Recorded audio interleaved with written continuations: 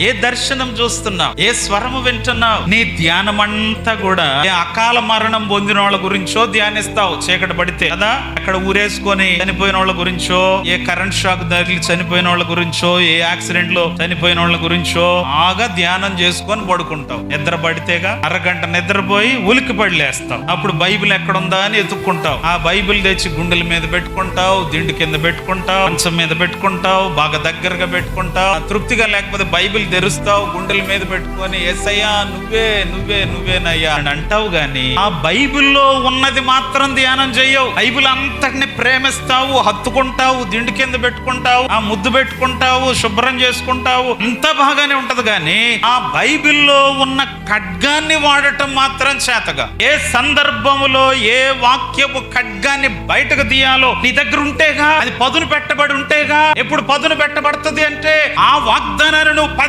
పదే ధ్యానించే కొలది అది పదునెక్కుతా వస్తుంది. నువ్వు వాడినప్పుడు అది రెండంచుల ఖడ్గం కంటే బలంగా పనిచేస్తుంది. ఆమేన్. బిగ్గరగా చప్పట్లు కొడుతుంది.